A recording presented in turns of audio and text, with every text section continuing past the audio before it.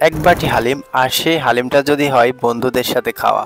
এবছর আমাদের honours final year exam শেষ হলো এবং আমরা রিক্সাতে কয়েকটা বন্ধু মিলে উঠে পড়লাম এবং ডিসিশন নিলাম আমরা নমানি ময়দান যাব। চৌরঙ্গি থেকে কিছুটা সামনে এগোলে নমানি ময়দান। তো আমরা অলরেডি নমানি ময়দানের গেটে চলে আসছি এবং গেটে যাওয়ার পর আমরা সবাই রিক্সা থেকে নামলাম।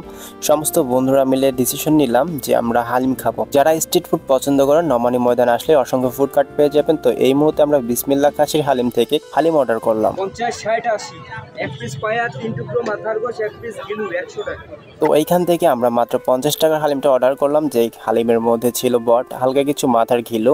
একদিকে মামা আমাদের হালিম প্রস্তুত করছে, অপরদিকে আমার বন্ধুদের কাছ থেকে আমি ইন্টারভিউ নেওয়া শুরু করলাম যে তারা এখন অনার্স শেষে কি করতে চায়। তো অনেকে অনেক দুষ্টু দুষ্টু কথার সাথে মিষ্টি মিষ্টি কথাটাও বললো, শেয়ার করলো। যাই হোক, হালিমটা অনেকটা রেডি হয়ে যাচ্ছে, এখন আমাদের হালিমটা বেড়ে দেওয়ার পালা।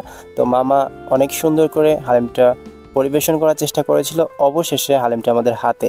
তো হালিমটা আসার পরে আমরা এখন খেয়ে দেখবো আসলে টেস্টটা কেমন। মোটামুটি খারাপ না।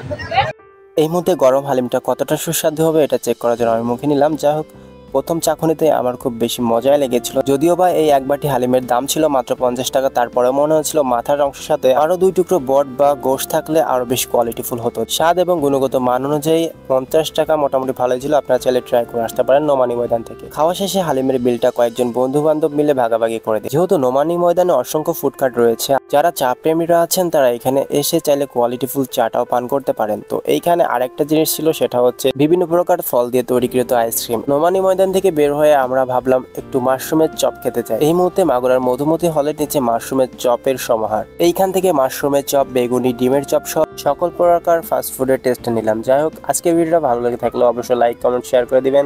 Thanks for watching.